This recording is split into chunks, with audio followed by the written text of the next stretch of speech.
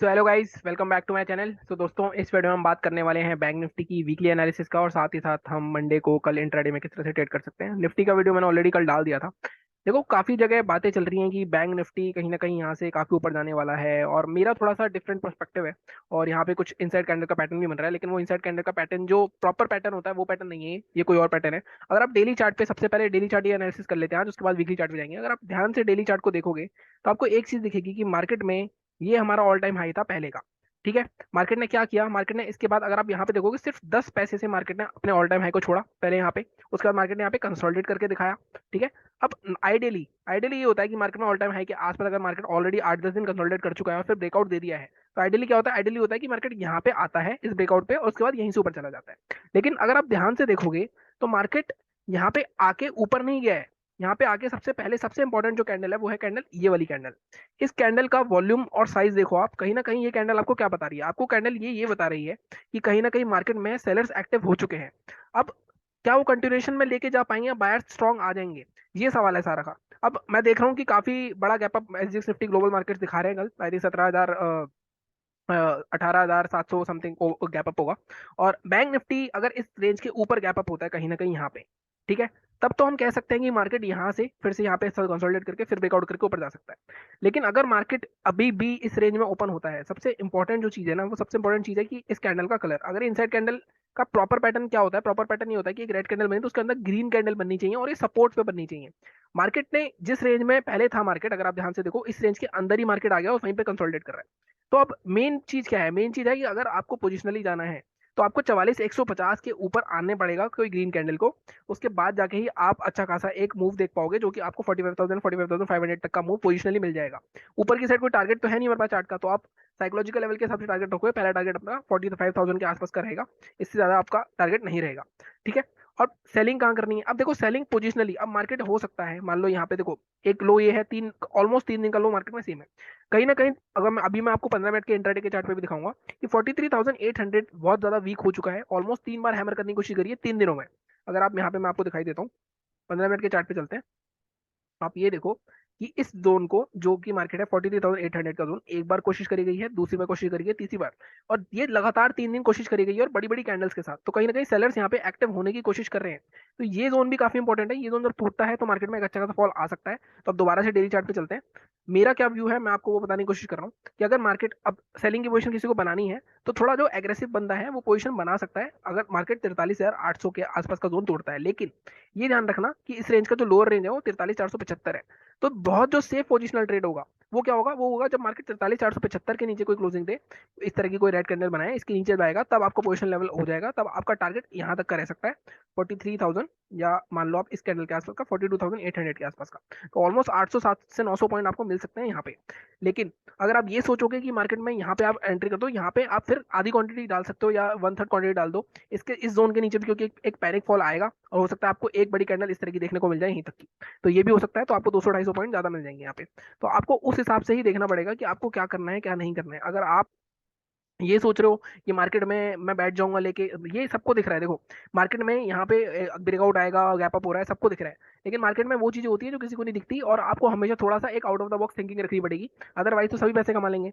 ठीक है। अगर मार्केट गैप अप भी होता है, अगर आप यहाँ पे देखो, मान लो मार्केट यहाँ पे गैप अप होता है इस जोन के आसपास कहीं, तो हो सकता है मार्केट में अगर यहाँ गैप अप हो गया मान लो इसके थोड़ा सा नीचे, तो एक डबल टॉप टाइप का पैटर्न बन जाएगा, और हो सकता है मार्केट यहाँ से फिर से एक प्रॉफिट बुकिंग आए, तो उस जो के बाद दोबारा मार्केट इस रेंज में आ जाएगा। तो कहीं ना कहीं मार्केट अभी कंफ्यूजन स्टेट में है, मार्केट कभी पूरा बुलिश नहीं हुआ है। अगर आप यहाँ पे देखोगे तो जैसा मैंने कहा कि 44,150 के ऊपर 30 मिनट की क्लोजिंग चाहिए अगर आपको बुलिश पोजीशन बनानी है।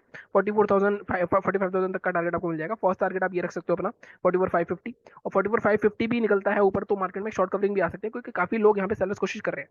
ठीक है। सेलिंग के लिए जो एग्रेसिव लेवल है वो 43,690 या 700 का जोन है, और जो सेफ है लेवल बिल्कुल वो 43,500 के नीचे शॉर्ट होगा, उसके नीचे आपको 42,500 भी देखने को मिल सकता है, क्योंकि यहाँ पे ऑलरेडी मार्केट लगातार रेंज में काफी टाइम तक रह चुका है। ठीक है।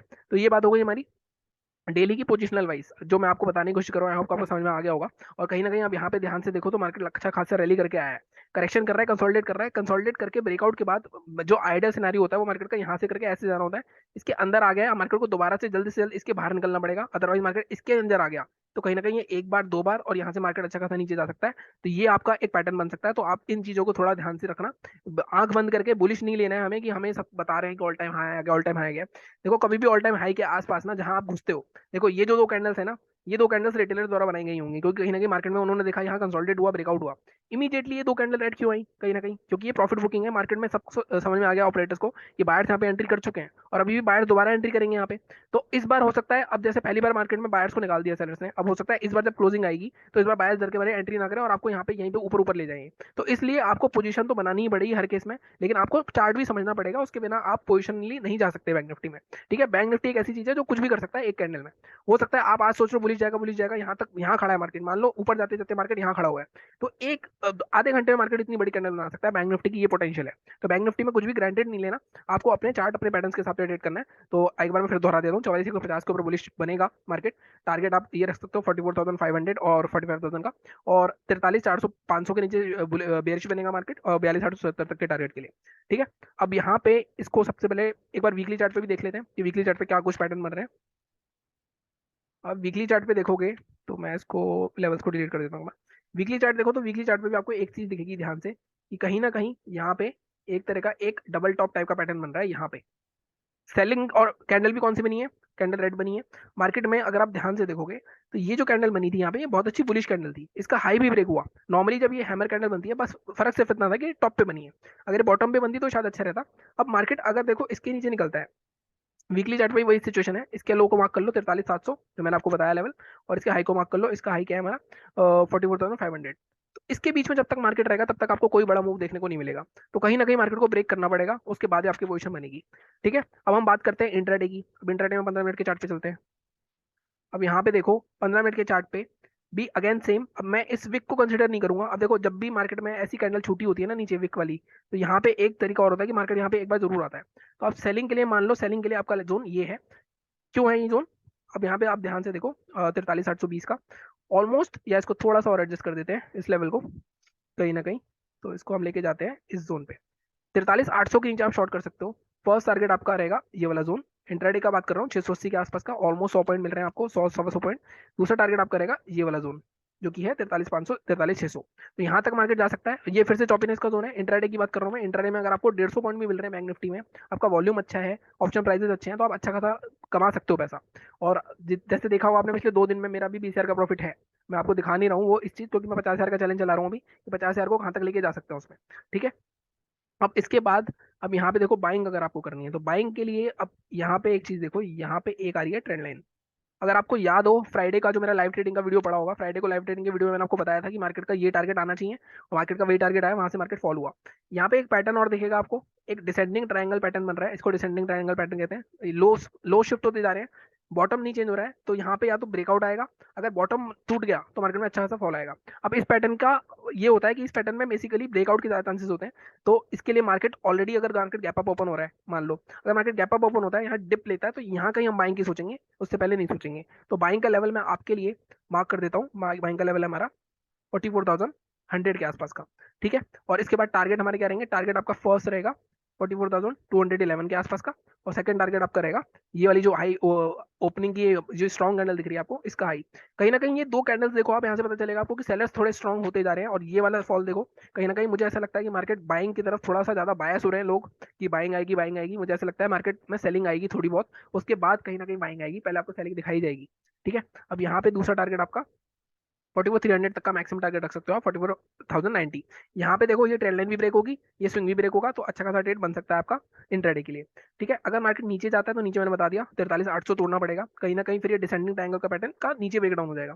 तो एक अच्छा खासा फॉल आ सकता है वैसे तो, लेकिन फिर भी आपको ट्रेल करना है ट्रेल कर लेना, बट मैं इंट्राडे में मानता हूँ। इंट्राडे अगर आप माइंड सेट आपका वो है कि आपको इंट्राडे ट्रेड लेना है, तो आप 200 पॉइंट 150 200 पॉइंट आपको मिल रहे हैं, सवा बल्कि 100 पॉइंट भी मिल रहे हैं, तो भी आपको ऑप्शन में 30 से 40 50 पॉइंट मिल जाते हैं। तो वो बहुत होता है पैसे कमाने के लिए। अगर आपके पास मान लो 10,000 क्वांटिटी भी है, तो भी आप कितने पैसे कमा सकते हो। तो इस हिसाब से आपको चलना है, मार्केट में ज्यादा लालच नहीं करना, और इस हिसाब से बाकी टेलीग्राम चैनल ज्वाइन कर लेना, वहाँ पे अगर कुछ अपडेट होगा तो वहाँ देता रहता हूँ अपनी नॉर्मल ट्रेड्स की अपडेट। और चैनल को इसी तरह सपोर्ट करते रहो, लाइक करो शेयर करो सब्सक्राइब करो। गैप डाउन की बात नहीं करी, देखो गैप डाउन में अगेन मार्केट गैप डाउन अगर इसके ऊपर ही होता है तो कोई दिक्कत नहीं। गैप डाउन अगर मार्केट 43,500 के आसपास होता है कहीं, तब यहाँ पे थोड़ा सा देखना पड़ेगा, वेट करना पड़ेगा, कोई हैमर टाइप की कैंडल बन गई या फिर कोई रेंज बन गई, तो आप यहाँ से बाइंग के लिए जाओगे, सेलिंग के लिए नहीं जाओगे। ठीक है। गैप अप, ठीक है, इसमें मैंने बात कर लिया 44,300। देखो जब तक ये वाला जो गैप पड़ा है ना, देखो गैप फिल नहीं हुआ है, इस गैप के आसपास अगर मार्केट ओपन होता है मान लो, तो यहाँ पे एक बार और सेलर्स एक्ट की एंट्री होनी चाहिए, और सेलर्स की एंट्री फिर इस ट्रेंड लाइन के रेसिस्टेंस तक होगी। तो गैप अप मेरे हिसाब से सोल्ड हो जाएगा अगर मार्केट में गैप अप होता है, या मार्केट में रेंज हो जाएगी। गैप अप के बाद तो काफी स्कोप बचता नहीं है आपके पास। सेकंड हाफ में हो सकता है, मान लो फर्स्ट हाफ में गैप अप के बाद मार्केट इसी रेंज में रहता है, सेकंड हाफ में इसको तोड़ता है, तब एक अच्छी खासी रैली मिल सकती है, बट इसके चांसेस मुझे थोड़े से कम लग रहे हैं। बाकी ये था आज का वीडियो। बाकी चैनल को इसी तरह सपोर्ट करो, लाइक करो, शेयर करो, सब्सक्राइब करो। Thank you so much.